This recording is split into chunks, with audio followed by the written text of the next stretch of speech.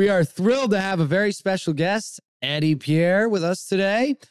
Edy brings a wealth of experience and insight to today's discussion on identity crisis, something that people may find challenging and transformative, honestly. Edy holds an MA, MPA, and is an accomplished author and a dedicated chemical addiction counselor. His work exceeds the counseling sphere as a motivational speaker, meditational instructor, and certified yoga instructor. Well, wait, there's more. He's bona fide. Edy's expertise is also complemented with being a trainer and a member in the Pennsylvania Counseling Association. And today, Edy's going to share his unique perspective on the internal struggles that we face, well, many people face, navigating what is considered their identities in this very complex world. Edy, pleasure to have you. My pleasure to be here. Thank you so much. Welcome to the Talk About Purpose podcast. I'm Matthew Ewing. I'm Brian Harper. I'm Frank Curry.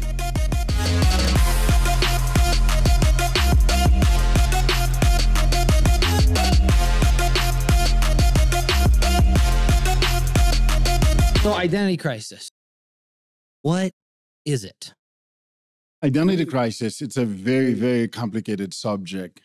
Often, just the question you just asked, when we hear identity, we often thought of my appearance and who I am and my understanding of myself. That's not what we're talking about today in a postmodern contemporary society. We're talking about something completely different when we talk about identity. So what I'm going to do today, we're going to look at a historical perspective of this thing called identity. And we're going to look at a scientific. And when we look at it from a scientific perspective, we're also going to look at the biological complexity of this thing that's called identity. And to set off the, on the course, let me briefly read some of the notes that I have with me there so we can move on. While everyone can question themselves from time to time, you may be having an identity crisis if you're going through a big change or stressful time internal question regarding your sense of self. That begin to interfere with your day-to-day life. You might even notice that you feel more irritable, unmotivated, or inhibited, depending on the severity of the feeling and the symptoms that are so either severe that you have to deal with. Okay, that's normal to have that. And the thought I just shared with you is come from the concept itself. It originated from the work developmental psychologist Erikson, who believed that the formations of identity was one of the most important conflict that we face as human beings. Erikson, he was a German-born American psychotherapist, psychologist, professor, and author. And that's where we get the concept of personal identity. There are others that did study other than Erikson, but that's the basis when we talk about personal identity. According to Erikson, an identity crisis is a time of intense analysis and exploration of different ways of looking at oneself. Now, if you notice, he's giving us a personal reference to this identity crisis. He's not referring to it as a debilitating aspect, nor as a psychological issues. He just said that's a normal for any of us and depends on what you're going through in your life. He also noted that developing a sense of identity is very important during the teenage years. There's a key there, okay? Though the formation and growth of identity is not confined to adolescence alone. Instead, identity shift and change through life as people confront new challenges and tackle different experiences. Thus, identity crisis can occur at any age. Okay, in other words, let's say you're a young fellow, you're single, and suddenly you get married, you just take on a new identity. I'm a married man now. You identify yourself, not just I'm a single guy, I'm a married man now. That's an identity. Know that it's not a crisis. And your new wife had to do the same thing. She's a married woman now. If a friend would say, okay, listen, we're going out this weekend, you're going to come. No, I'm a married woman now. I don't just get up and go out with you guys. So is the man. So identity, the identity crisis, it's embedded in our psychology, literally, because right now I have to think as a married man. That's the identity I took. I don't just say I'm married and behave like I'm not married. I have to behave as a married man. And my friend will notice that you're changing. Yeah, I'm married now. Okay. So that's an identity. Okay, this is why it's very important for us to know the concept we're talking about identity crisis and this global identity crisis is something completely different from what science and scientists and psychologists and biologists understand to be identity crisis. Notice it's at any age. It's very important. Okay, so a person going through identity crisis may be preoccupied with certain question. What am I passionate about? It's a basic question, all right? Yep. Okay, what are my spiritual beliefs? See, so that's going to a crisis. A person can ask themselves anything, do I want to get married? That is a crisis because society tends to imply that I should be thinking about getting married, but do I want to get married? I'm not sure I want to get married. That's an identity crisis because I am identifying with a new unknown part of myself that can become. Right. I'm not married now. So if I say, do I want to get married? I'm ascertaining the possibility of one day I will be identified as a married person. So I'm already going to a crisis, even though I did not yet assume the identity. Okay. So you're looking at a scientific and psychological view of what do we call about both identity and an identity crisis. What are my values? That's a question we all should ask ourselves because our values change over time. Our belief system change over time. I hope you know the same, that the things you believe when you were a teenager, you don't believe them anymore. Right. Some of them you probably still believe, those core values, but a lot of things we believe and we say, I probably don't want to believe that anymore. So what are my values? What are my beliefs? What is my role in society or my purpose of life? Those are crises we go through as we navigate through this very complex thing that called life in the world. Who am I? This is a question that may be in general in regard to relationship, to age, and even to career. And so it is important to know that having a negative feeling about myself or my life can be an indicator that I'm become vulnerable and susceptible to various emotional and psychological effects to which I can come out of any time when I decide, I know what I want to do. And then there it is, the crisis, it's over. There's nothing wrong with me. I don't need operation. I don't need surgery. Nor do I need professional intervention at that point. Right. Okay. So there is a point, though, that would cross over to needing help, though? Like, yeah, when it began to affect my day-to-day life. In other words, I'm going through crisis now. I don't want to get off my room. I don't want to talk to anyone. Yep. I quit my job. Why bother? Okay, why bother? Yep, the why bother. Okay, now you're going through a crisis. Now it's having a psychological, emotional, and mental effect on you. That's contrary to what we just look at in terms of basic application, as we just indicate. Erickson believed that identity crisis formed by experimenting with different behavior. You see that? Experimenting? You're correct. So by different behavior. The person experiencing the crisis, trying different things? We can try different things. Okay. Maybe I want to go to college. When I went to college, that's not my thing. I drop out, right? Maybe I want to start a business. You know what I mean? Too much headache to start a business. You know what I mean? So what we mean trying different things, you know what I mean? We mean very specific things that will enable you to understand what you're going through. Okay, it's normal under the notion that I'm going through a crisis of self-identified, who I am, like we ask those questions. What are my values? What are the things I believe in? And so it's okay to try those things. That's a psychological view of it. And so he also identified what we call stages of psychological development. The emergence of identity crisis occurred during the teenage years, as he mentioned, in which people struggle with feeling of identity versus role of confusion. Role of confusion. Yes. I'm confused. Then you may be going through a crisis. Walked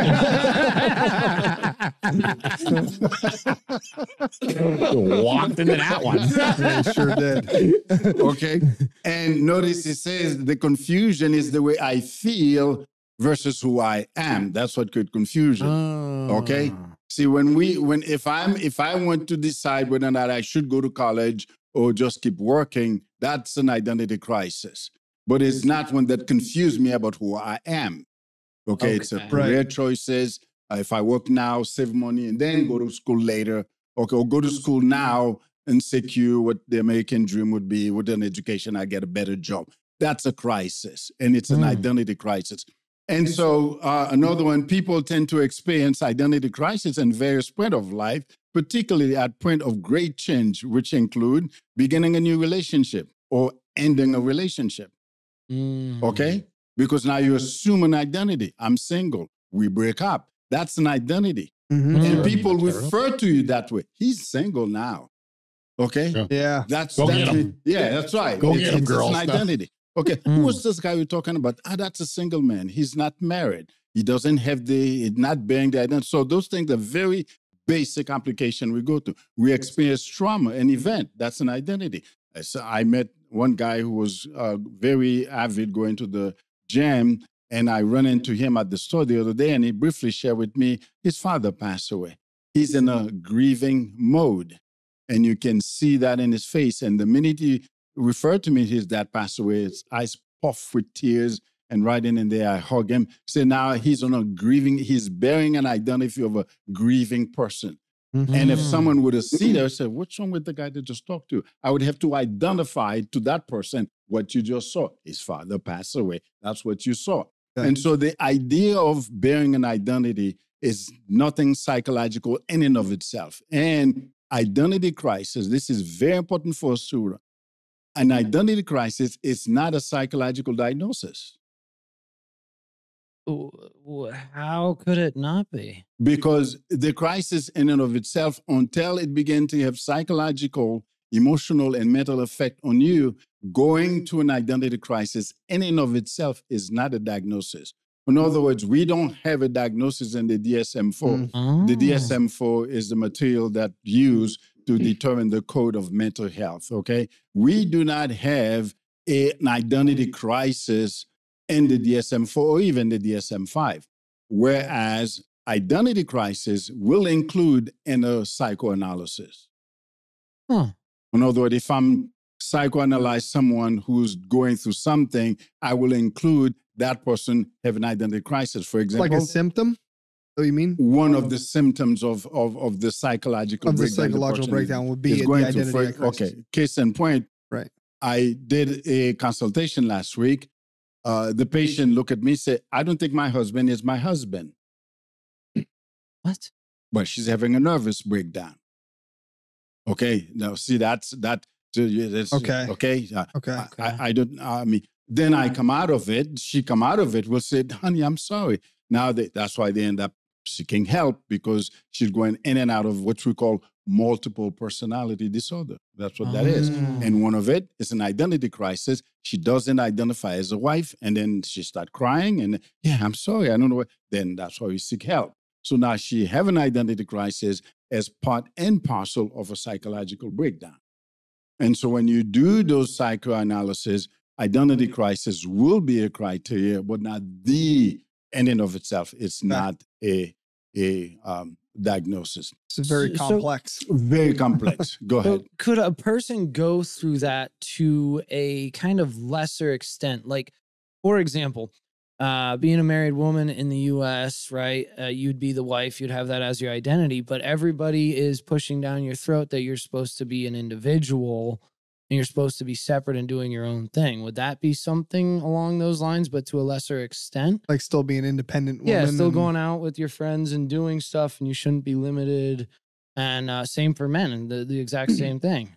Well, those in and of itself are separate from a crisis. If you have people telling you how you should behave in or out of a relationship, that would have to do with your response would have to do with your level of maturity. That's true. Okay. That's Okay. good. Yeah, That will Okay. have to do. And if your friend feel like, or your family or your relatives feel like there's something missing in your life since you become married or what have you, you probably want to take a look. What is it I'm doing? How am I behaving that give them the impression that they need to intervene, because that's a form of intervention.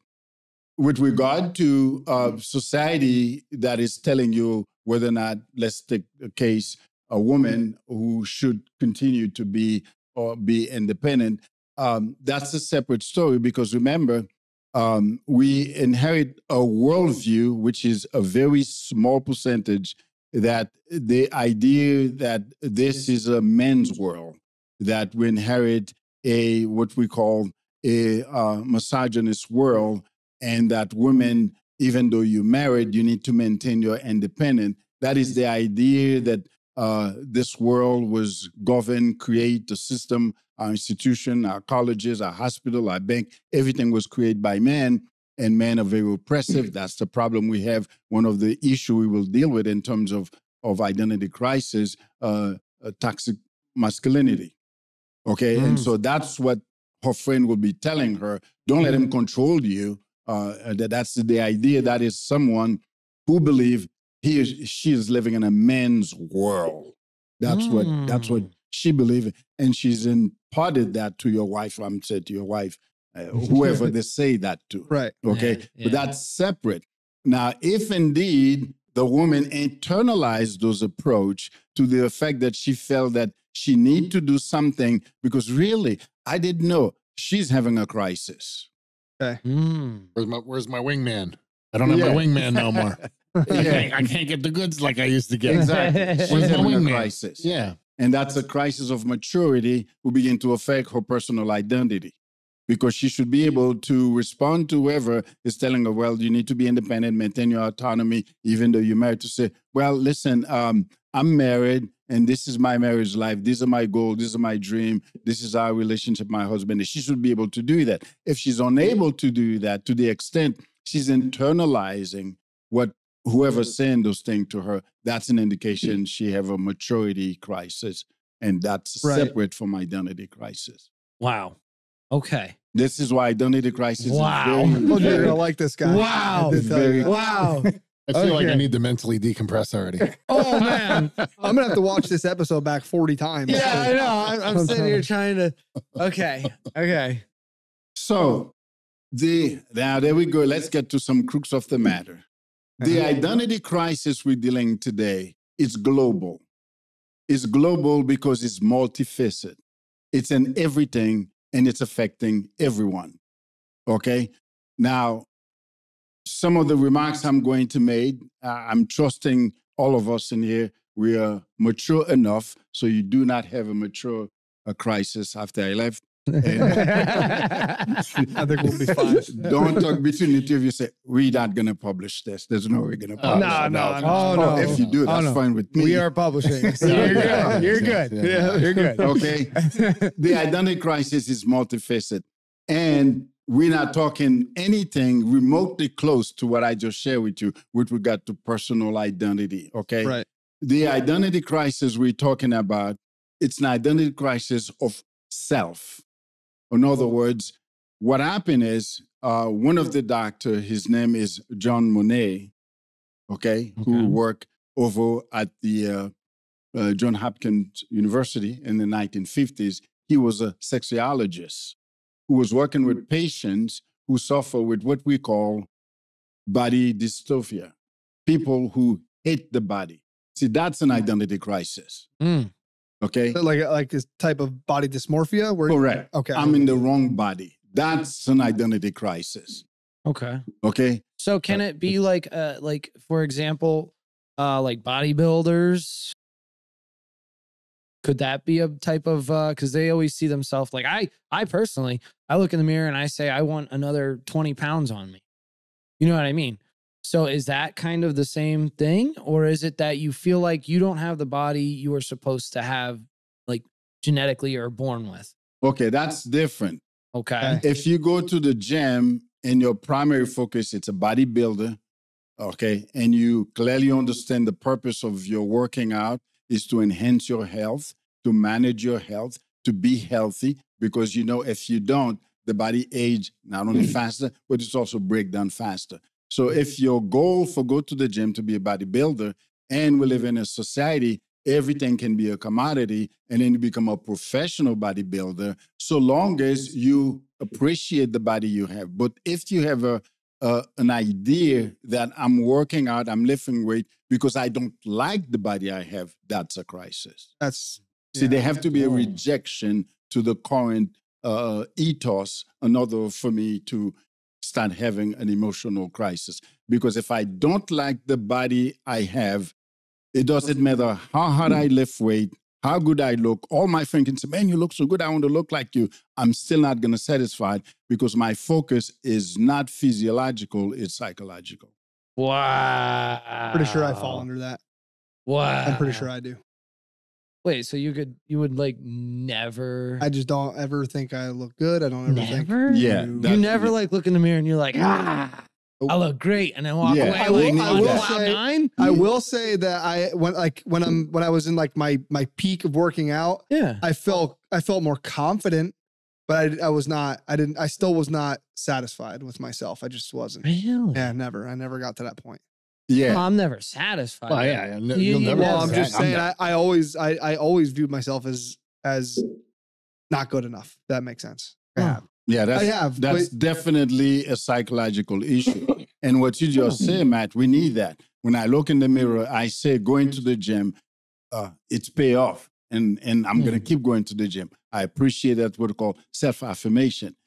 There need to be a point where you begin to identify the reward of your work and give yourself those self-affirmation. But if you go into the gym and you're never satisfied with the work you put, then you borderline begin to have a physiological and a psychological crisis. That's good to know. John Monet from Hopkins University, as I mentioned, he was a sexologist, and his work was to change people's sex. He's the one that began to experiment. One of the cases you can look at on the family called David Ramir, where they had a twin, a boy and a girl, okay? And the boy never feel like he was a boy. He wants to be a girl. When the family went to Dr. Monet, he began to experiment on the two children. He literally told the mother and the father to start calling the boy a girl name, to start dressing him with girl clothes, okay? To start putting a bra on him and girls' underwear on him, and literally change his name. You can look at that case, the case of John Monet with the David Ramir family. Very, very, very provoking thing. And that was the beginning of what we call sex reassignment. That's what we're talking about today when we talk about identity crisis. We're not talking about me who's trying to decide whether I should go to college or not, whether I should stay working. That's a normal identity crisis. This is not. We're talking about deep and severe psychological issues, okay? Now, I did mention earlier that I may say some things. Identity crises take different form. For example, during the Egyptian dynasty, they were going to identity crisis. We inherit from the Egyptian dynasty what is known today, body piercing and tattooing. That is one of the form of identity crisis. You okay? You okay? I have no piercings. You okay? And no tattoos either. Okay. I'll be in the fetal position. Do tattoos fall under that as well? Yes, tattoo and piercing. And the extent your tattoo determine the severity of the crisis. Oh, shit. Okay. I'm fully covered, bro. That's the Egyptian knew a woman by the tattoo.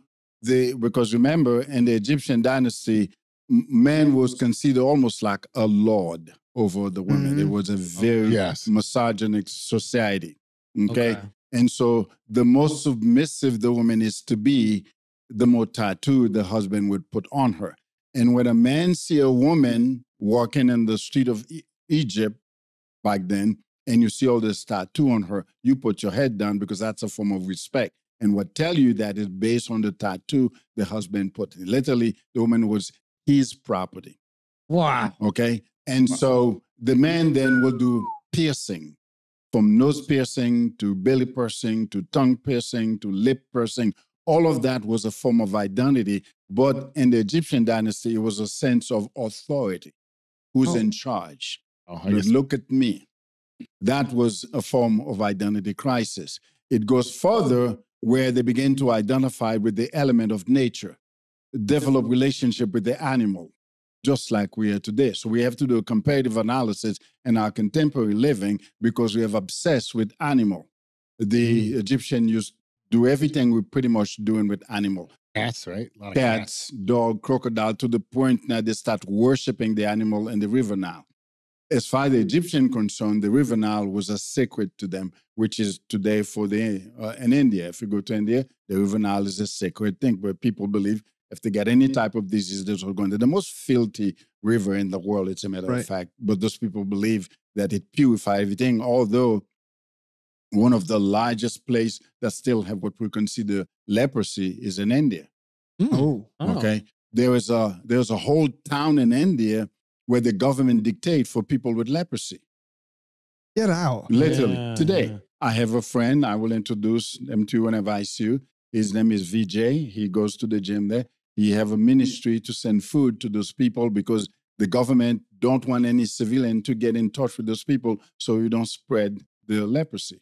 So right there, they should raise a question. If the river Nile is so purified, just go and dip the people in it.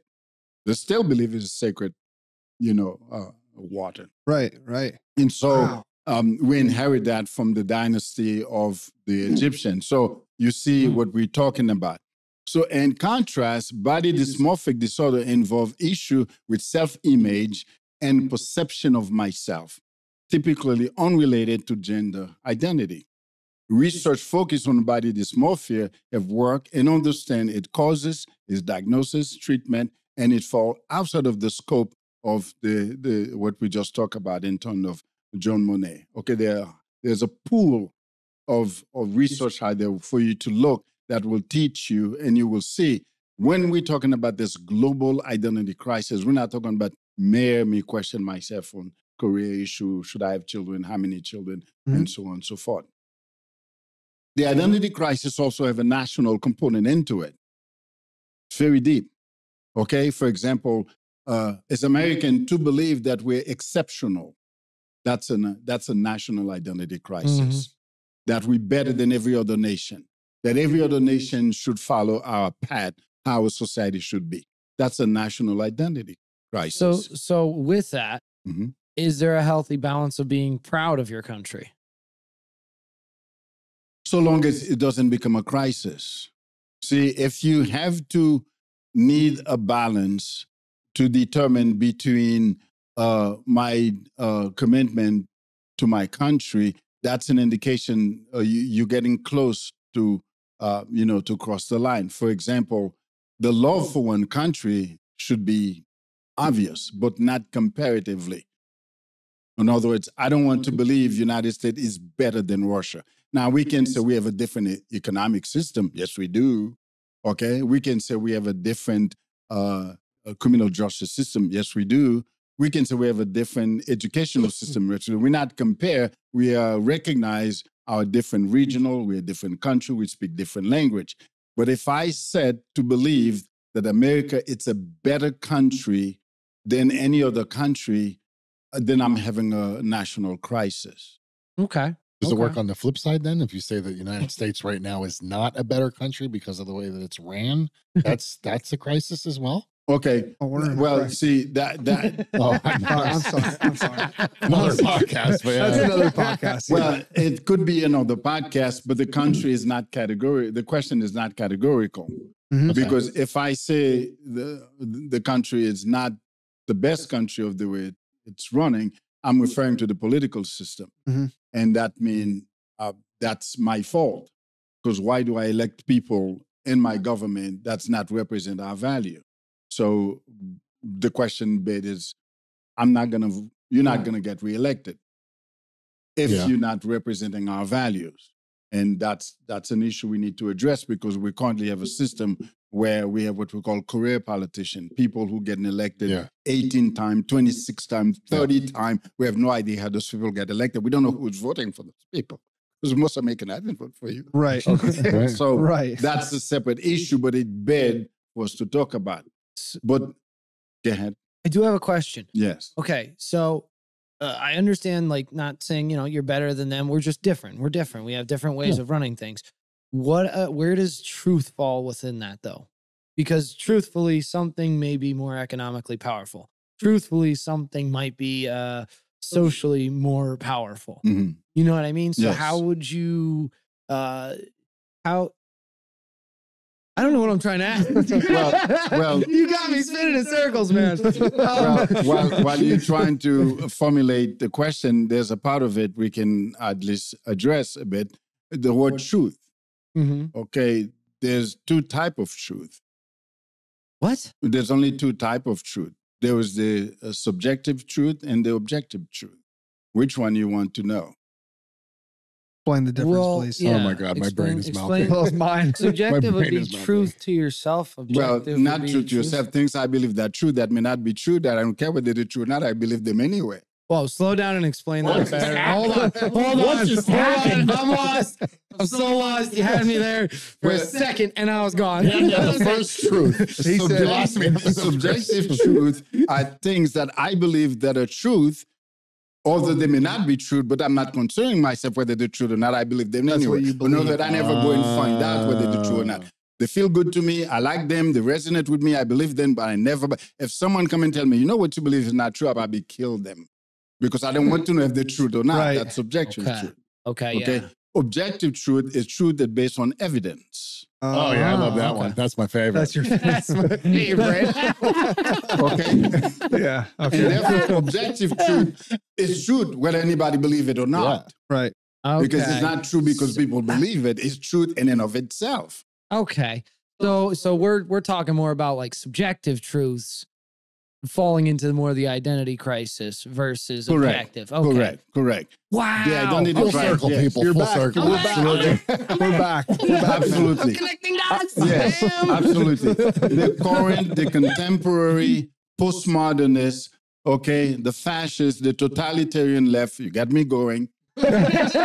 The identity crisis they're talking about is exactly what you just, it's a subjective, because until recently, if a person come to my office and say, Mr. Pierre, I think I'm a girl, we just do a take and do a psychoanalysis. We used to treat those people because we understand the psychological, the emotional breakdown they were facing. We cannot do that anymore because the progressive says, you have the right to be whatever you want. And that's what we're dealing with right now. It's a subjective idea that I can choose to be whatever I want. In addition to, I'm okay with that so long as you're an adult. I believe an adult can make decisions whatever they want.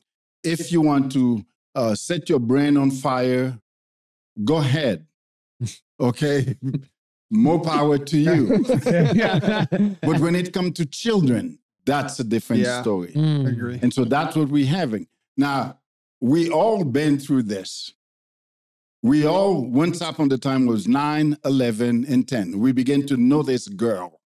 Girl began to notice us. Okay? Mhm. We all went to this thing that called puberty. It's biological, it's natural. What we have today is a child who's been told you are in the wrong body, and we have a system now where we can surgically change the child sex through a series of one that called puberty blockers. Yeah. Okay. Mhm. Puberty blockers, chemical drug we're gonna give the child between age of 9 to 13, so they don't go to puberty until they turn 13, 14 to decide whether they want to be a boy or they want to be a girl. And then we're gonna put them to the chemical system. If a boy wants to be girl, then we're gonna feed him estrogen, so his voice sounds like a girl, and he begin to develop breasts. And when he turns 16, he will go to the surgical procedure by the removal of his testicle and so on and so forth.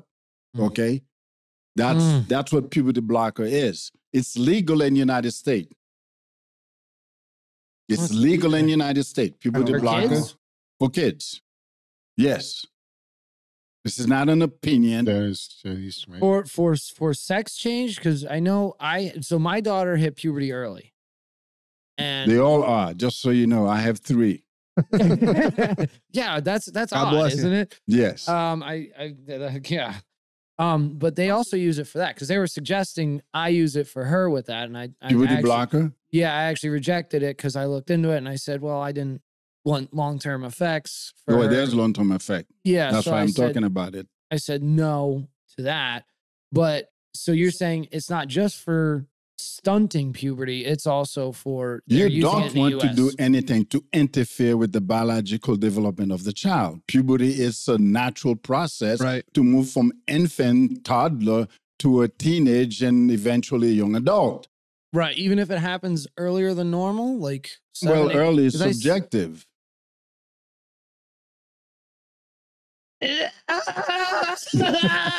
I think Matt's rebooting. I think it does because He's skipping. hold on. The reason why we say subjective, one girl puberty 9, one girl 11, one 12, some late, some early. We don't have a cut of age all girl. There isn't like a specific objective. It's not like every girl in this country now hit puberty at 9, so it's not early. Some 9, some 10, some 11, some late. Some like, will I ever get it? I'm 12. So we don't have a cut of time. So that's why early it's subjective. Interesting. So you did, Okay. you did the Take right that, thing. Matt. You did the right thing, Dad. Yeah. Well, Hey, man, I did the right thing. I don't know what you're talking about. You did more than the right thing, Matt, because you have no idea what you would have gone into because the pathway of puberty blocker, it's a path of no return. That's what scared me. Oh, but yeah. That's what scared me is her not being able to then hit puberty. Well, that's what you're going to do. You're going to block the puberty, so there will be no puberty. That's what the puberty blocker is. Dude, I had a doctor prescribe that Correct. for my 8-year-old Those daughter. narcissistic, doctors who are bending the oath of treating disease, not mutilating our children. Those are not doctors, as far as I'm concerned. They're similar to what happened at the Nazi camp, the mutilating people. I believe those doctors should be put in jail, literally, all of them. Like A pharmacy with legs. I like that. I like you, Eddie. I like Pharmacy you. with legs. I like All how of you them. think. We take an oath, do no harm. It's ugly. It's very ugly. We now are promising young men a vagina. We are promising girl a penis by taking tissue from your buttocks to formulate a penis. Listen, that will never erect it because it cannot connect to your central nervous system. Right. That's what we're promising our children. Well, that and you have to balloon a vagina and stuff, right? What? If they give a vagina to a boy, they have to balloon it so it doesn't stay shut.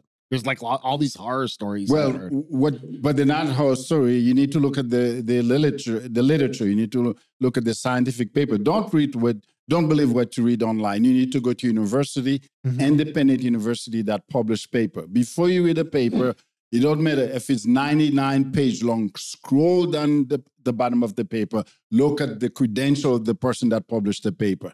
Look at the university of the person, where it comes from. If you read a paper from Edy P from Penn State University, I cannot publish a false ID. Penn State will come after me, and I will use my credential.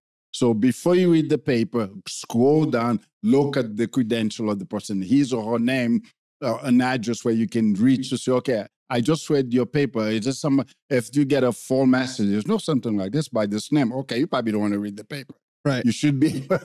Yeah. So I have been hammering that so many podcasts because I do some research for certain episodes, Mhm. and there's so many fake stuff. There's so many fake Correct. papers out Correct. there. We live There's in more a fake than disinformation. real. Correct. anybody in the basement with a laptop can write anything and put Dr. So-and-so on top of it and put it in there. And see, that's one of the things the technology is doing it. All those narcissistic Machiavellian who've been lurking around all the time. See, one of the things the technology is doing to us, see, back then, if you do something, I can hold you accountable. Now, anyone in the basement can take the laptop, write anything, say anything. We cannot hold them accountable. We don't have a face. Because the internet and the technology creates a face-left society where anybody can say and do anything. Right. And our children is the most vulnerable one. And so we need to take a stand.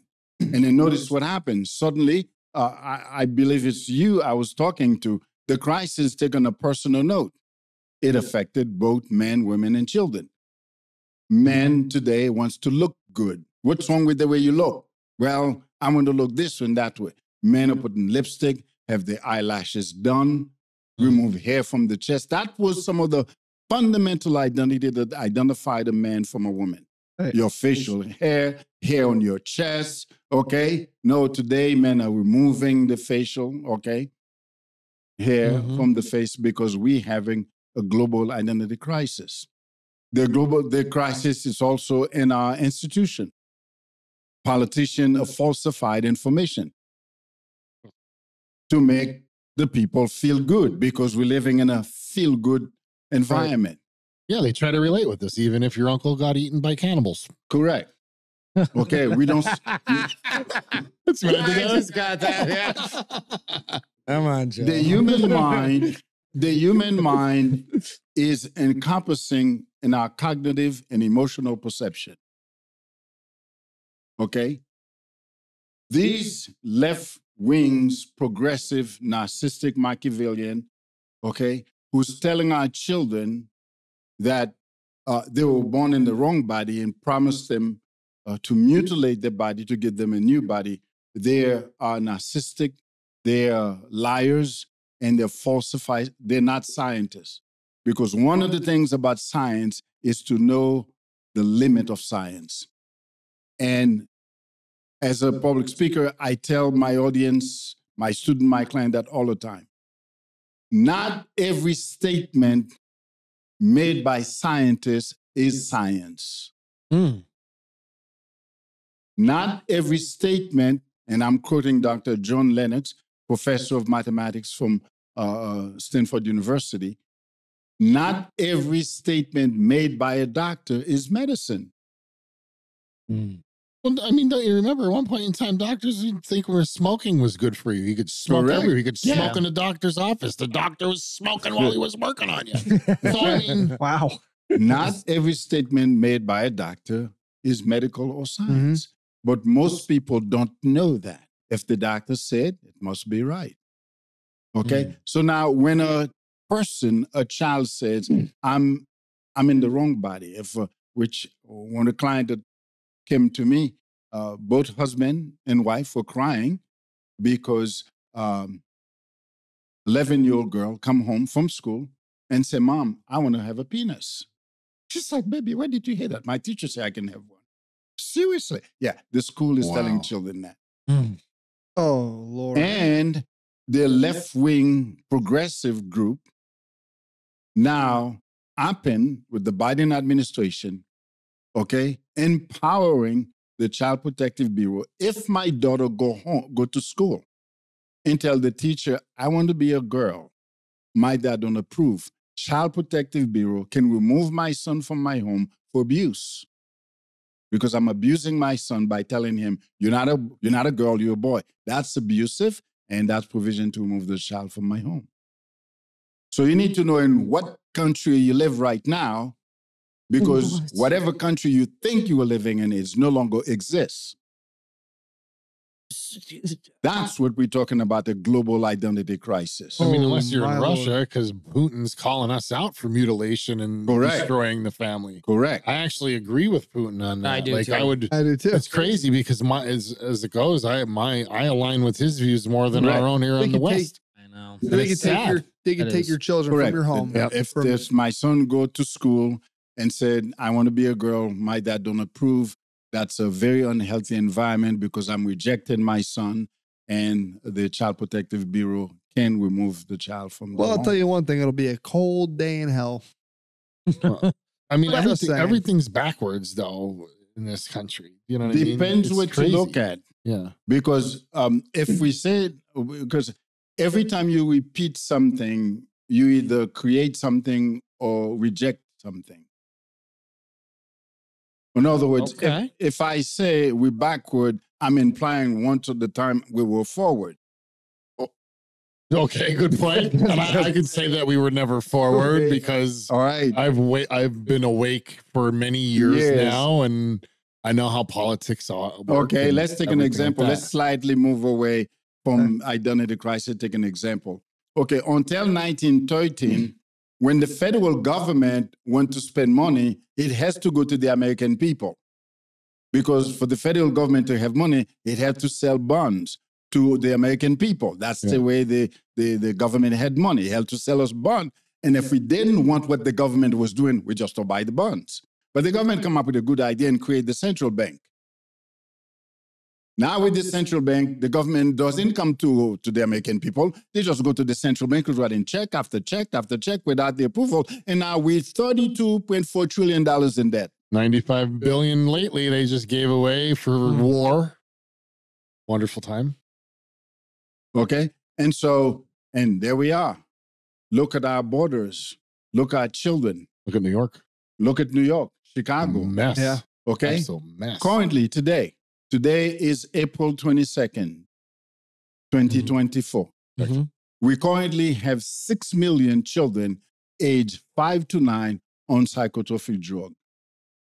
What? SSSI. 6 million? 6 million children from age 5 to 9. You read the literature. What? You need to read the literature. Okay, why? Because they get diagnosis with ADD, HDD, oppositional, defiance, and so on and so forth. They are on what you call SSRI. That's a cocktail drugs. That's age 5 to 9. The rest, 9 to 13, are severely depressed. You're talking about that's the identity crisis. Mm-hmm. Young people are depressed. Go to the gym and look at them. Well, I mean, it's to me, it's like a snowball effect, right? So you're putting these kids on drugs early. You're getting severe depression thereafter. And then they go in and shoot up a school. Correct. And they try to take the gun off of us. Correct. How does this make sense? Correct. Like maybe they're creating the problem. They're creating the problem. They're blaming it on something else. Right. Yep. You know what I mean? And until we open our eyes and see that these SSRIs at a young age and everything like that is like a doctor smoking next to you while they're checking you out back in the day, it's going to continue. Right. It's going to continue. Right. And not to mention the long-term effect. Okay? Long-term effects. Well, yeah, for the because those kids? are psychotropic drug. The literature is very clear on unless in a severe cases, you do not put synthetic drug in the brain before 25, unless, we don't say never, but if a kids go to school, they just have a bad day because they didn't like the Cheerios, we're going to call the counselor, they're going to diagnose it with something, up you go, we write a prescription. And I've seen some kids on these drugs. They turn into somewhat of zombies. Oh, absolutely. Absolutely. I work for a company that I don't want to mention. I was working at the adolescent unit.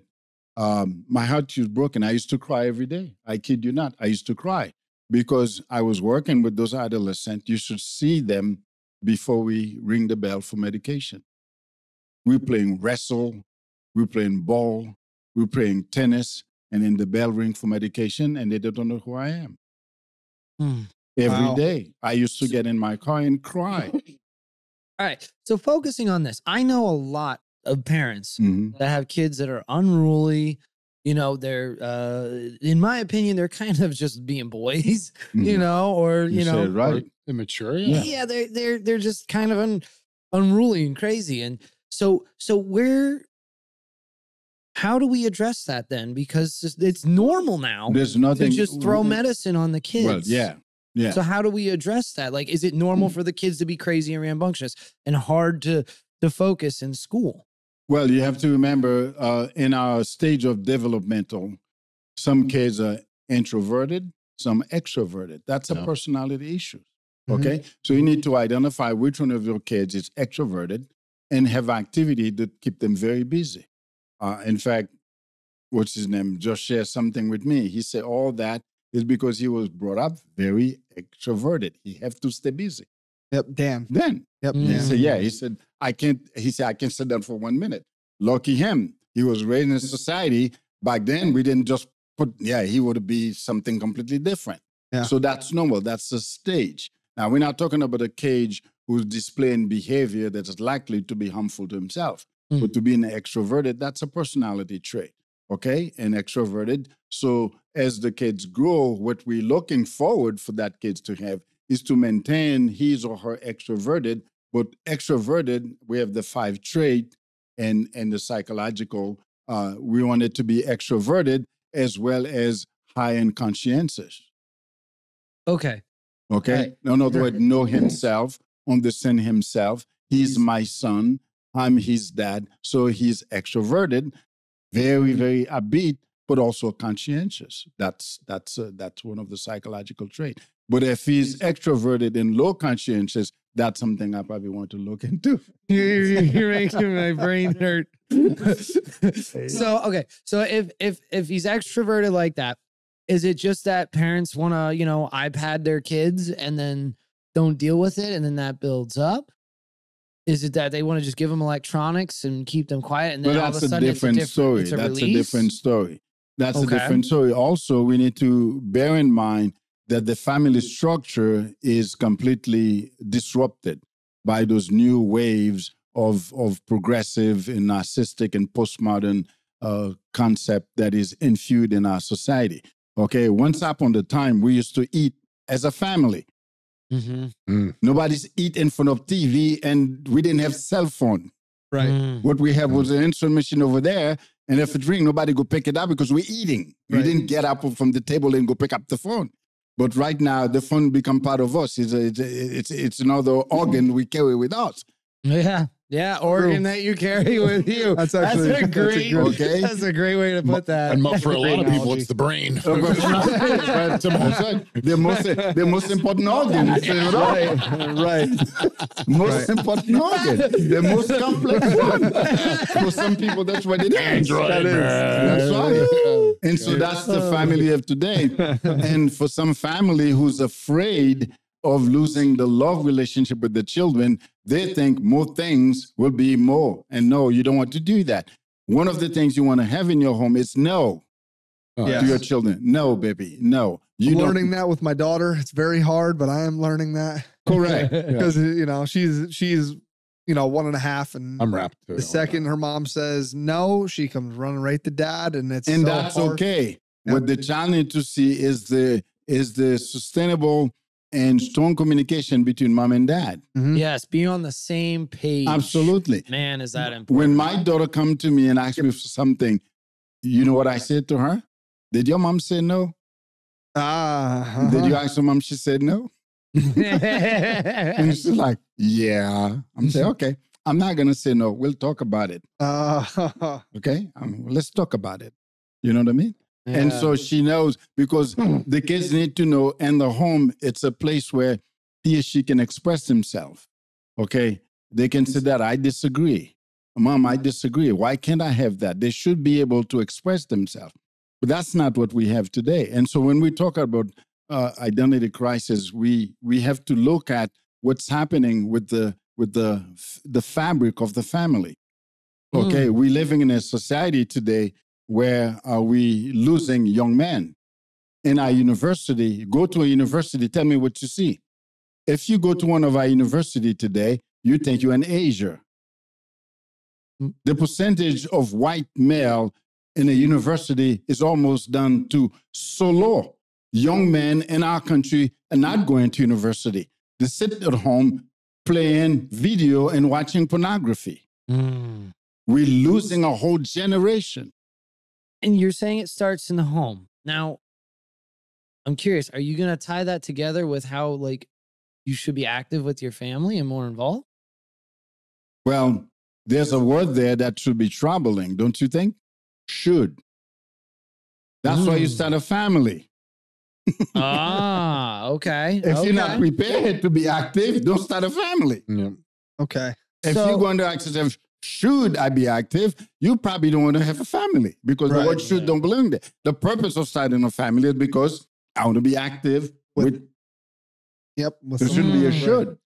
So the people that kind of just go through the motions of life and this is what we're supposed to do, they need to pause and look at what's going on within their family. Because a lot of families are disconnected, like you said. No, my one friend, I told him that we sit down and have family dinners. If I have my way, a lot of people who married would not be married. I would say, no, you're not. No, you're not. If I had my way, there are a lot of people who would not have children. I'm going to say, no way. Go get your act together before you bring some other human in this world and mess up with their life. No, you're not having children. Of course, I don't have the authority to do that. But there's a bunch of people that have children. If I had my, I would say, no, you're not. No, you're not having children. But I feel the same way. Well, yeah, because there's a bunch of people that should not have children. Yeah. There's a bunch of people that should not get married. Just like I think there's a bunch of people on the internet that should shut up because they have nothing meaningful to say. Yeah. So where do you balance that with freedom of speech, though? Freedom of speech. Yeah. Go out on the road and yell, talk to a tree. I'm not telling you don't talk, get off the internet. Right. You can say whatever you want. You're not here to help. You should be here. Yeah. I get You it. have something. funny. Because look at Yell us. at a tree. Anybody with an iPhone can talk on the internet, say anything they want. In addition to, we're talking about identity crisis. I don't want to see what you wear. What the heck you going to put all your wardrobe on the internet? Right. That's an identity crisis. Okay? I don't want to know what you eat. Cook your food and eat it. Right. What are you going to put your food on Facebook for? I liken Facebook as a flea market. You ever go to a flea market? Oh, yes. Everybody's talking at the same time. You don't hear anything. You know, the cook over there frying chicken and then the vendors over there screaming. The vegetable people are telling you that's what Facebook is, a flea market. Right. If everybody's talking, you can't hear anyone.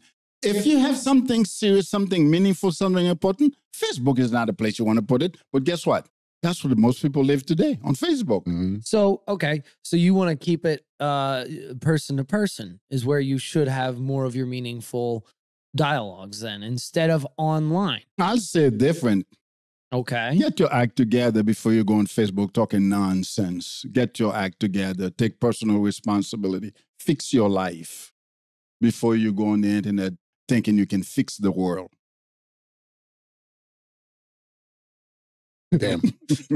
Vote Edy for president. Yes. Edy for president. I agree. I'll vote for you. Take personal responsibility for the decision you made. Look at your future. Because the idea of who I am is built in within my ability to sacrifice the present for the future. That's what we call the ultimate sacrifice.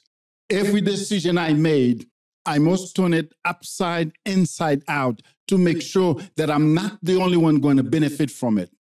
If I may quote one of the great philosophers, Friedrich Nietzsche, the Enlightenment philosopher, Friedrich Nietzsche said, when he have a thought, he write it down. He will not publish it nor share it with someone until he finds something wrong with it. When you want something, when you see something you want, ask yourself, who else is going to get lost if I get this? If I enjoy that, who's being affected negatively? Take personal responsibility because that is our future. The ability for me to sacrifice the present today for everything, for a better future. That's what we're doing here. We here now, this very moment, you got to go home. You have things to do. Why would you want to bring somebody to talk about something that you are sacrificing your present for the future? That is a mark of a man. That is a mark of a society. That is a mark of a nation. Thank you, Edy. That's heavy. Yeah. Wow. I know I say this a lot about our guests, but Edy really is a genius. So. If you believe we're having an identity crisis, what are you doing with the children? Don't tell me what you're doing. Show me the plan. Don't mutilate them. Show me where they are. Because the children is our future. That's not a mantra. It's literal. I mean, they took like a girl being a tomboy. Every girl was a tomboy at one point in time. But now, as soon as you feel like a tomboy, well, you must be a boy.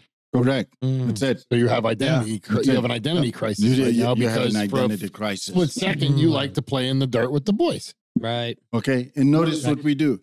Now, we always believe the concept that language, it's evolutionary. We understand that. In other words, just imagine today is 1985, and I say gluten. You probably say, is that a state? Yeah. We didn't talk gluten. Well, now every restaurant you go, there's two menus, one gluten-free, one. Now we have organic. So we understand the concept that language is evolution. That's what the beauty about language. Notice this new wave of postmodernists have a new language. There is identity crisis, and they create a system called gender identity. This progressive, left-wing, narcissistic, Machiavellian group, all of them, not just in the United States, but all over the world, is telling us that there is a difference between gender and sex. They're saying that sex is something that was assigned to you by your parent when you were born. Gender is fluid. You know what I call that? Granny fluid?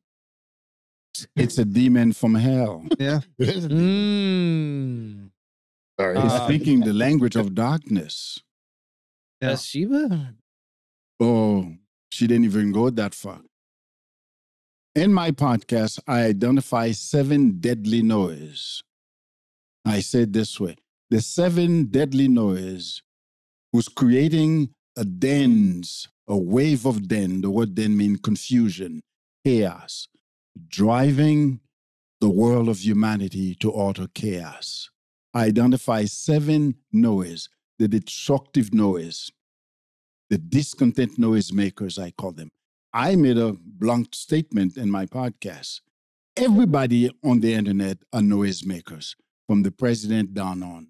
And the reason why I say that, if you're not telling me something to bring healing, to bring peace, you are a noise maker. Oh.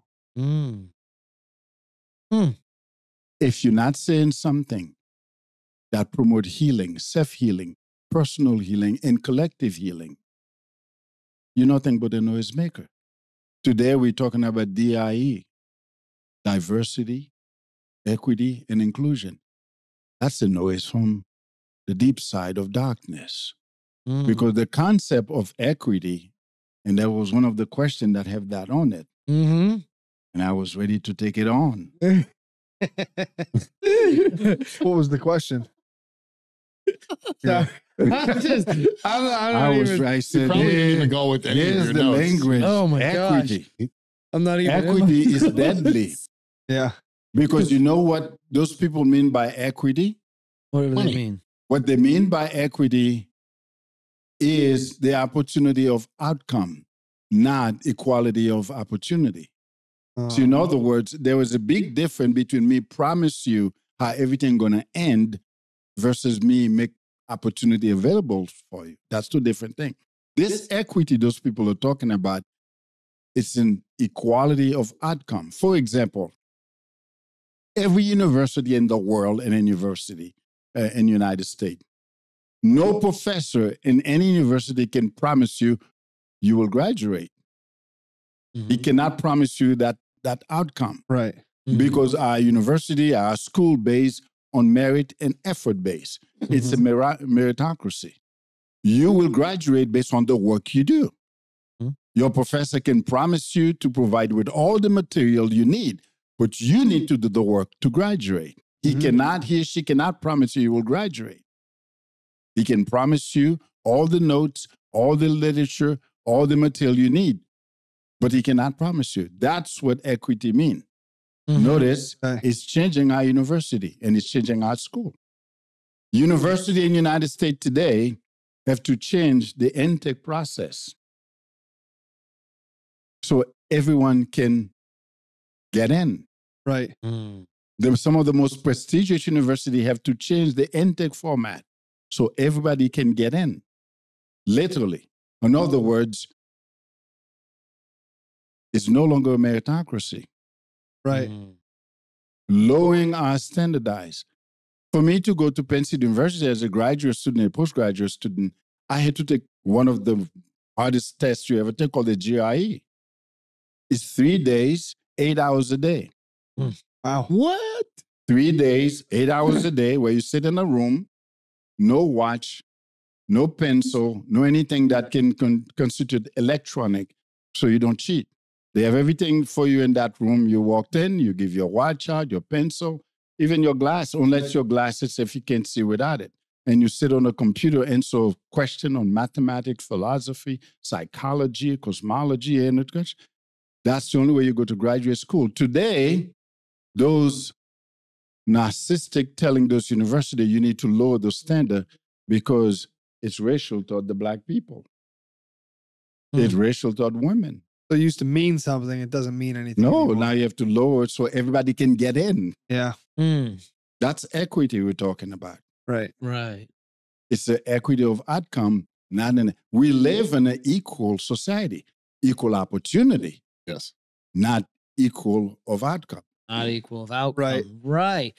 Right. So then how does so a lot of the things I see would be like, well, they've had in the past, they've been held back, causing them not to have the same abilities today because of their past being something that pulled them down. So how would that play in an opportunity area? Whereas if somebody's had more opportunities over time through generations, whereas somebody else has not. I beg to differ. Look at me. Yeah. You're an impressive man. You are. We fought a civil war to make sure that everyone have their opportunity, not their outcome. Right. Yeah. We changed the law Opportunity, not so the outcome. everyone can vote. We changed our criminal justice law so everyone is protected and defended according to the due process of the law. The rest is yours. And that's where healing comes in. Stop blaming the past for your present. Like that. Because that's what most people are doing. They keep blaming the past. Yeah, they take the responsibility and the off of them and put it on Put it on someone else. Yeah, it can't be my fault. It's not me not doing anything. It's not me not hustling and doing this and that. It has to be the system. The People system just has me The down. system. They don't care as long as they get the instant gratification. Correct. So Fast path. In addition to, I don't know, there was not one white man in this country, no matter how age, who ever owned slaves. Correct. Why should they be paying for something the previous generation did? Now, I don't know what this going to do, but I'm self-employed. Nobody can fire me, so I can say that. Right. No, well, You We're can't good. fire me. Well, Pennsylvania can take my license. Go ahead. my boss can't fire me either. Apparently, he needs me to run the company. yeah, there you go. So when we say they, who's they? Yeah, who is they? Yeah, that's a good question. what are When we the say they didn't factors? have the opportunity, what's they? It would be blacks. It would be Asians to an extent. There was a time we understand it was difficult Hispanics. for some people to go to university. What did Yeah. we do? We create community college. We Affirmative create those, action. right? Affirmative action. Okay. I was going to bring that up. We create the community college and we have those university work with those community college. And if you do your GPA, you get to transfer. You have to do the work. Still have to do the work. You still have to do the Yeah. work. I was working at the state hospital and going to Shippensburg University. That's like 2 hours and a half. Oof. All right. Yeah. And I'm on 83 making 90, 100 miles an hour because class started at 6:15. And the policy of the university at 6:15, the professor closed the door and locked it. Oh, And they have ruled if I touch the knob after 6:15, I'm going to get written. So if I come in and the door's closed, class started. I go to the library until 7:15 for the first break. And I didn't want to miss the first section of class. I was driving so fast to make it to school, Frank, literally. I was falling asleep because I work at the hospital. For me to leave at 2:00, I go to work at 1 a.m. because I was the primary Ooh. counselor. Or else I would 9 to 5. Class started at 6. There's no way I'm going to leave, that state hospital in Wintersville and make it to Sittenborg in 45 minutes. That's not going to happen. And I was driving and fall asleep. I'm like, oh my God, I'm going to die one day because I'm literally nodding. Right. And then one day I pull on the side of the street on 83 and I fall asleep. And then I hear, and I opened my eyes to the police officer. He said, sir, you can't sleep here. And I said, I show him my ID that I work at the city hospital, federal case manager. I said, I'm going to school and I was nodding and I didn't want to get in an accident. So I prefer to pull over. He said, well, if you want to take a break, go 1 mile. There's an exit. There's a convenience store there. You can crash there, but not on the side of the road. I said, well, I think I'm good to go now. I said, well, go ahead. He actually stopped the traffic for me so I can pull out. Through Shippensburg I go. Nice. Nice. He was a white man. Oh, He didn't care don't. whether he heard you going to school, you're falling asleep. Come on, man. He said, go ahead. Stop the traffic. right. Then I give him the thumbs up. Thumbs Thank you, up. officer. Little things. And so look what we do. We change an entire infrastructure. We change our judicial system. Notice, for everybody to have the opportunity. If you're not taking the opportunity, you don't get to blame someone else. That's a crisis of identity. Okay? Now, Gears are turning there. I can see it. also, we're talking about misogynists. 1%. Now, don't get me wrong. I understand the history of the world where male make decisions that appear, but that's a very small percentage. It's not like the majority, very small percentage.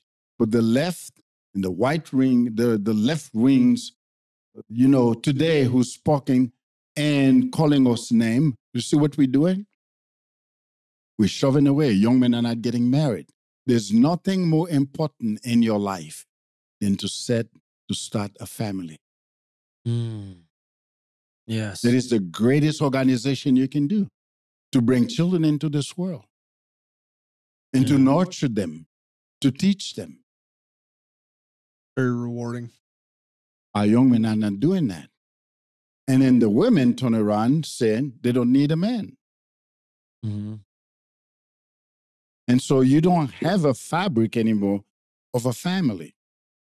That is a crisis of identity. And then you have a government who's telling you all you need to worry about is feel good.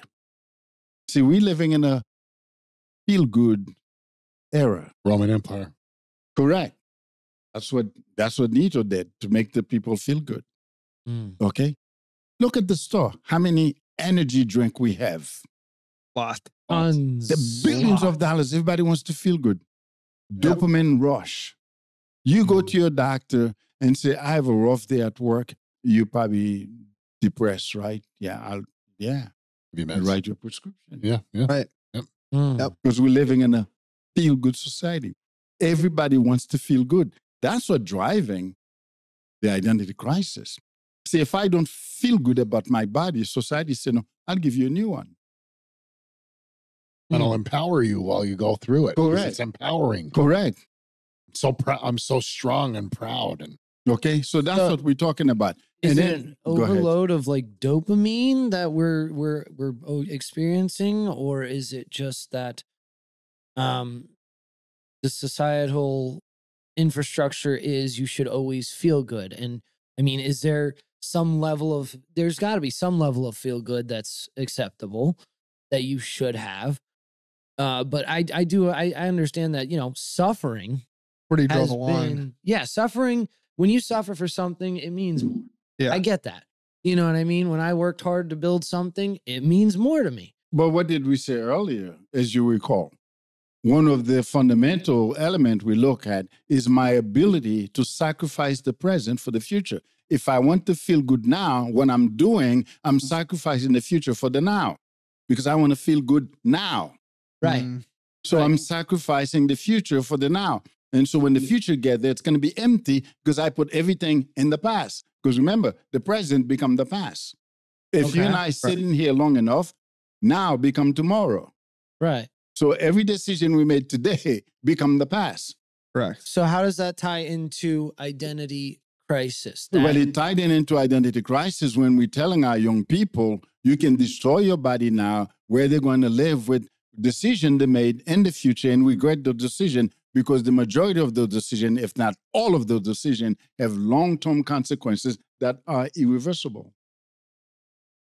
I mean, well, you know this. They give rights, medical rights to children in their as soon as they Absolutely. turn 14. You know, that? Absolutely. Yeah. Where they can choose that. Oh well, you know what? I do need to go on a Absolutely. medication, and then if you say no, I don't want you to go on that And then medication. child protective. Now child Bureau comes protective, in. and children youth come and say you're not doing what's best for your kid. The doctor said that they needed this medication. You're not allowing that medication. You're not a good parent.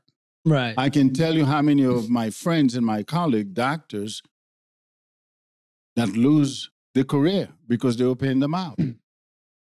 So we have a situation right now that the government is telling me how to speak. Yeah.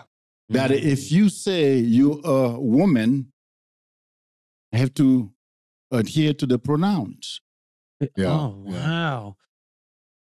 So the government Correct. is saying that? But yes, if you say you're a woman and your Mhm. name used to be Jimmy, and I call you Jimmy, the government calls that's a dead name. And you can go to court and tell the judge, when I call you Jimmy, I destroy everything you are. You want to commit suicide, the judge finds me guilty.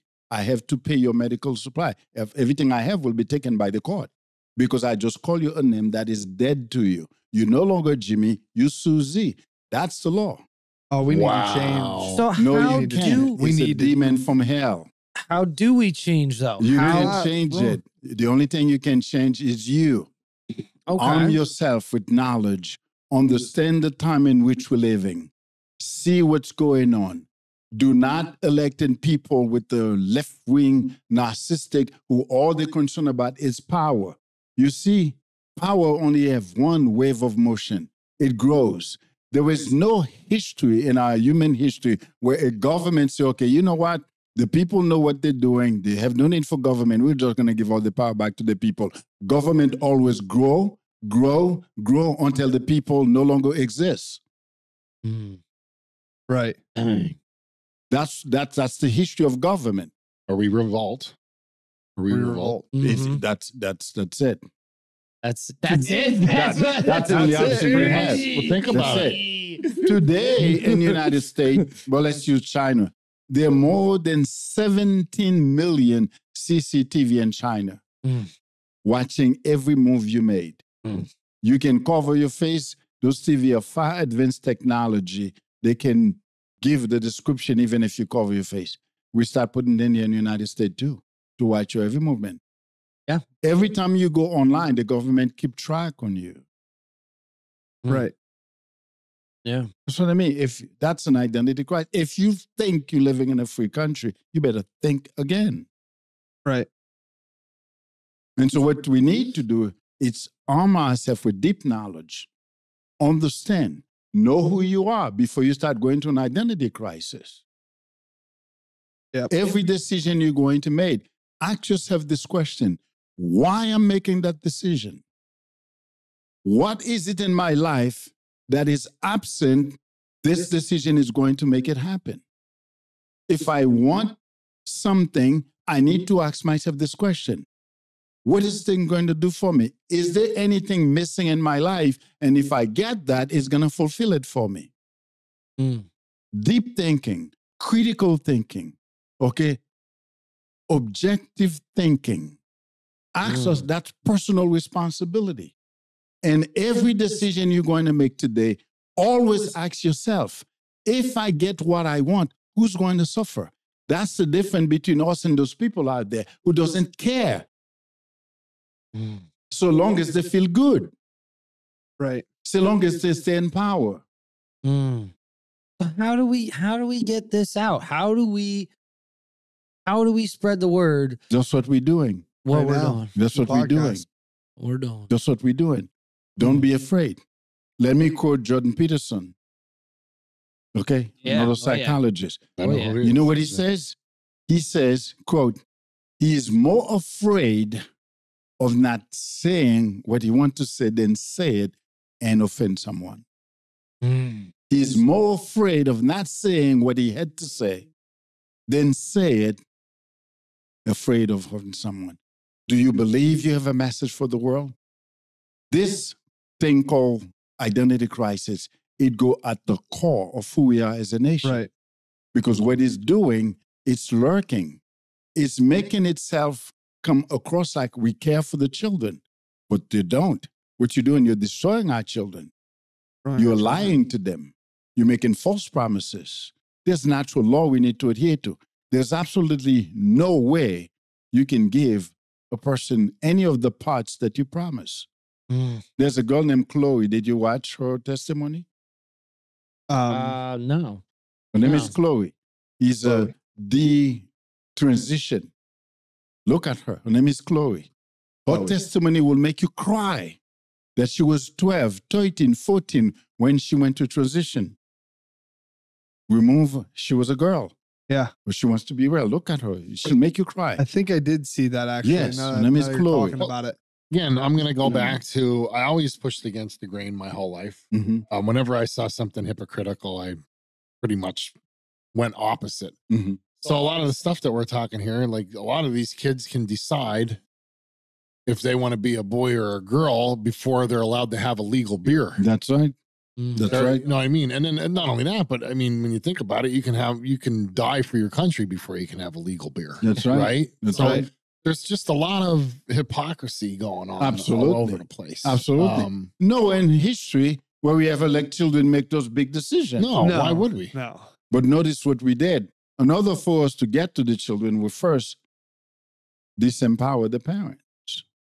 That's They what do they're it with doing. cartoons. That's what we They did. do it in the cartoons. They make the parent like look at the That's right. Fairly Odd Parents. That's How right. stupid were his That's parents? right. They do all Instead, you of have these it. Fairly Odd Parents That's that were the right. smart ones because All the of parents them. were That's dumb right. as hell. Yeah, the All newest of the them. newest one is Satan is good. That's Same right. thing. That's Same the thing. newest one on Nice. Amazon. With Jimmy Yeah. Neutron was the same thing. The kid The was a genius and the parents were dumb. idiots. Yep. Mhm. That's You know? right.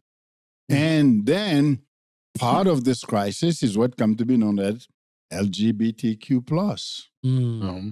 The rejecting of biology, the rejecting of natural law. So today, that there's part of the LGBTQ+, we have pansexual. Yep. Okay? Mhm. Those are some of the identity people are taking on. Yeah. Mm-hmm. Okay? Yep. Now, there's a big difference between the LGBT and trans identity. The two not the same.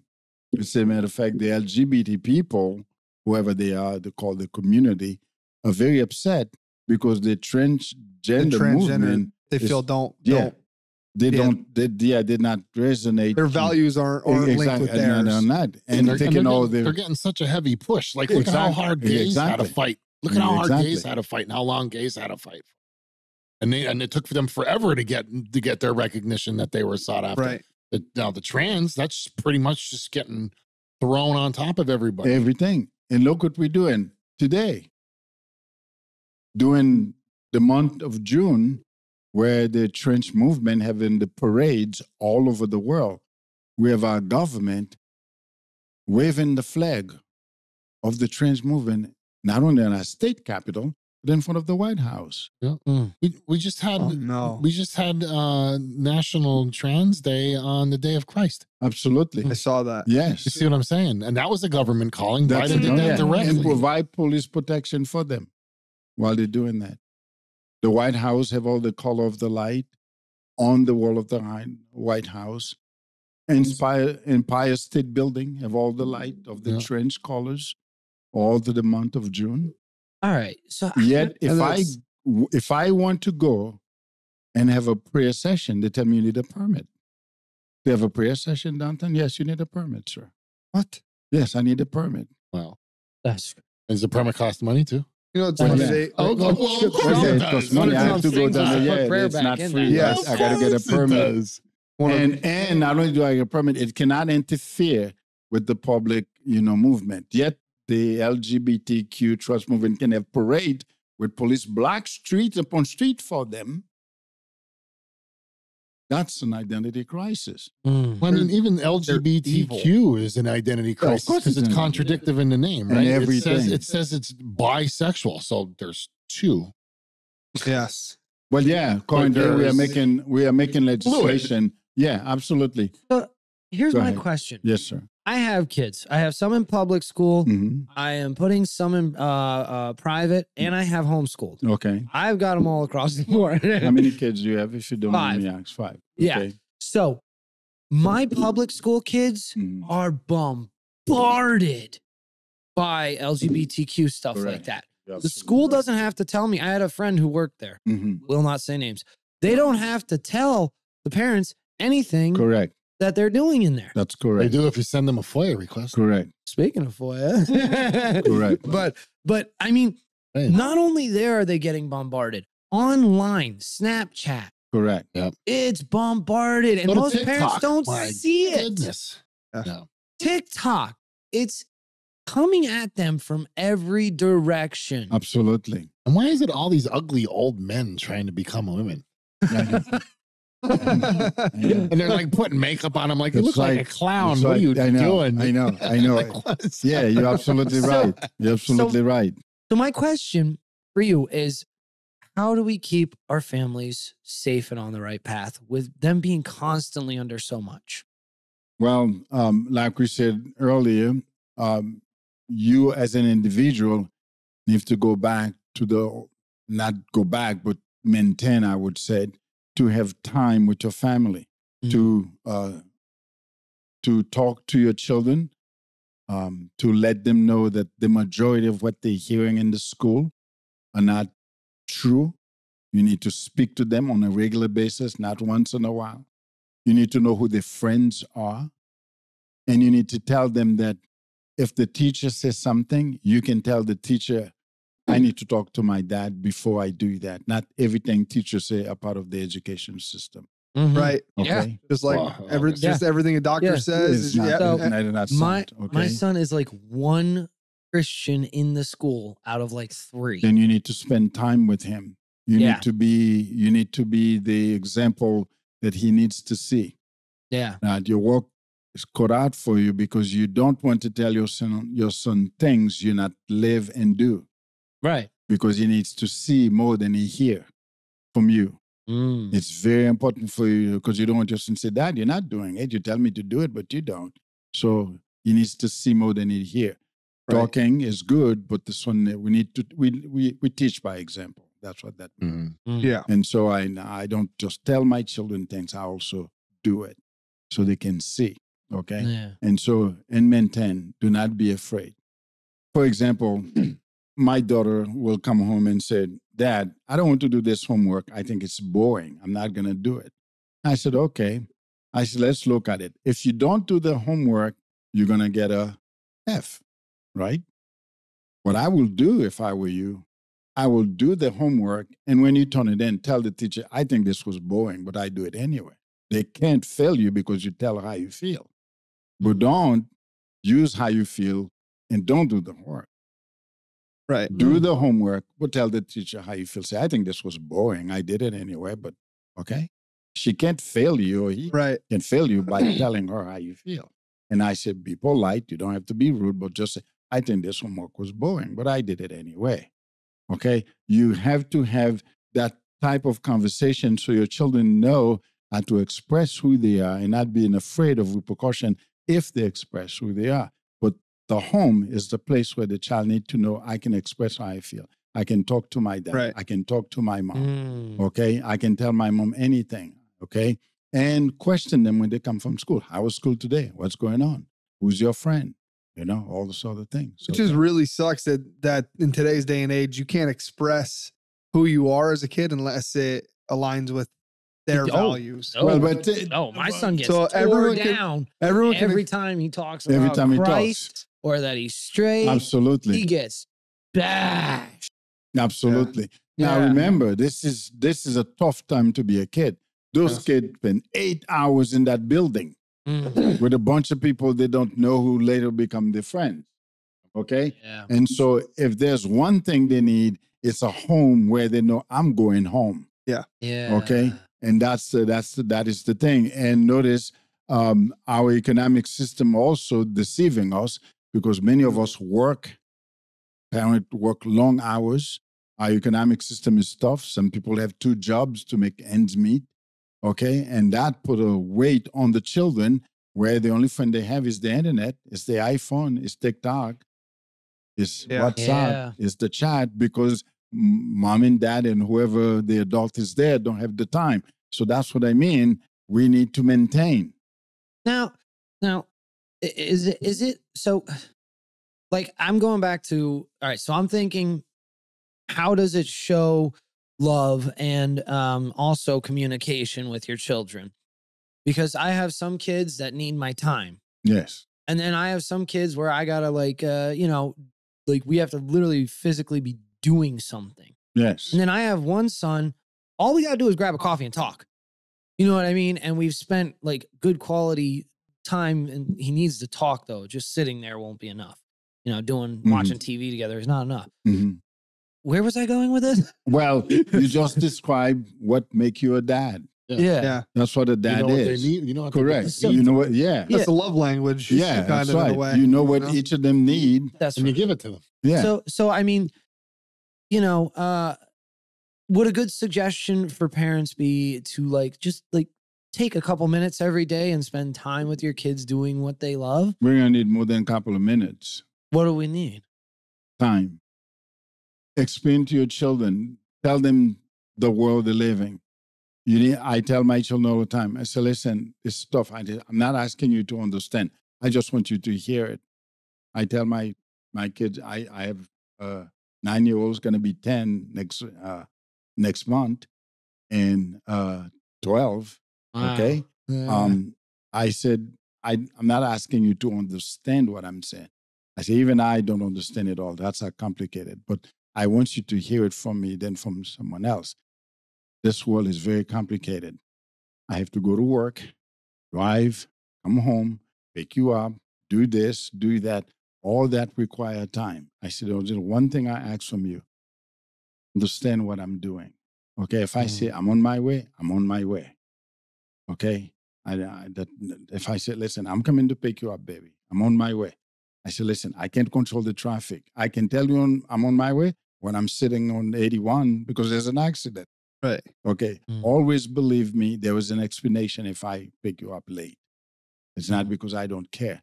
I want you to understand all that. If your dad is not here, something happened. He will explain to me. There's a reason.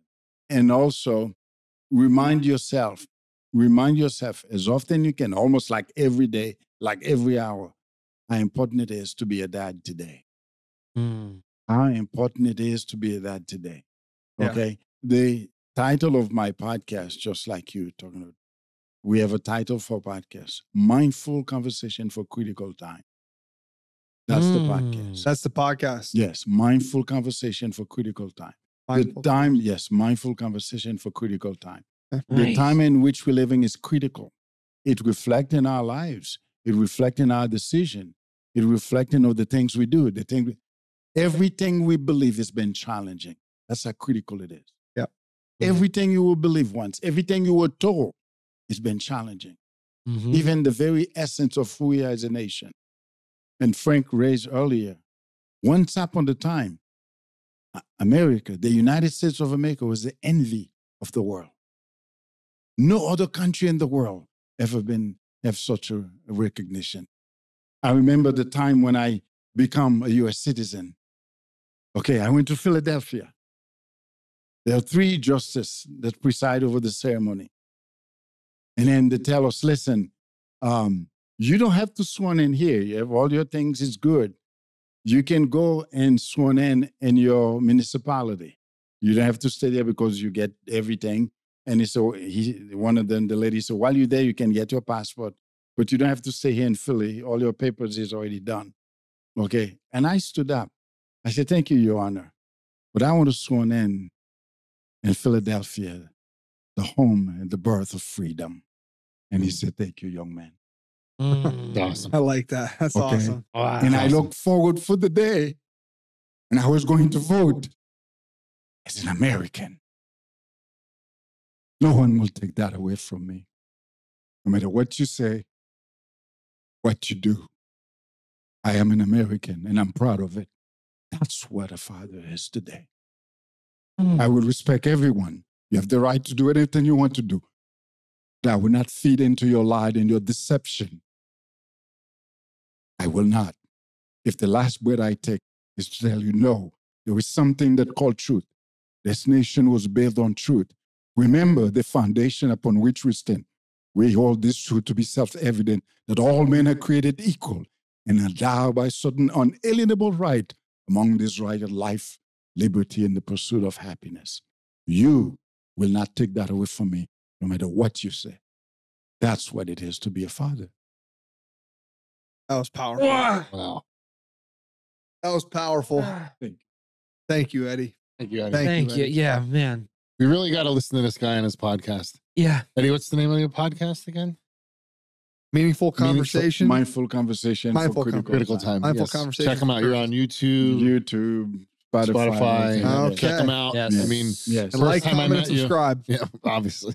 First time I met him, he blew my mind, and he blew my mind again today. We always Like have every wonderful time. conversations. We do. Very, We very do. good man. Thank you. Encouraging all the time. I'm tomorrow around six. I'm gonna deliver a podcast. I do a lot of monologue. Okay. Right. Okay, Yeah, yeah. like me, just do a piece, just like Jordan Peterson. I like to do monologue. I'm gonna do a monologue. The logic of ethics and the challenge of moral imperative for the 21st century. There is a logic that built in within ethics. We're living in a cosmic that based on logic. The word logic derived from the word logos, which is the word, the eternal word. That's what the word logic is. You're living that. in a logical universe. The universe is logical. How do we know the universe is logical? Because we understand the cosmic from mathematics, algebra, geometry, which is the language of creation. So you're living in a logical universe, definitely. In addition to, we're living in a word-based universe. The universe speak because it was spoken to. In the beginning, God. See, a word brought forth that which is that talk back. In every moment, every hour, every day, the universe is speaking to you and I. Know who you are, know where you come from, know where you're going. Don't nobody tell you otherwise. Do not be afraid to say, no, I don't believe in that, because it's false. All right. Thank you, my friend. Wow. Thank you, Edy. Eddie. Wonderful. Anything you don't need. Yeah. I'm looking forward to just some. Oh man. If you have any question for me, please. Now you fried my mind. I think we're gonna have to have him back. Yeah, I think so. I would Yeah. think so. Oh, back. I would Oh, love to. yeah. Absolutely. yeah. I would love to pick a subject you're interested. If not, I'll come up with one. But we need to do this, man. Yes. The world need to. There's a bunch of men out there who's speaking, and we need to pay attention to. Because remember, that was the downfall of Germany. The majority of people remain silent. I will not. No. All right. Thanks a lot, guys. Thanks, guys. Thank you guys. See you later. Good Take care. night.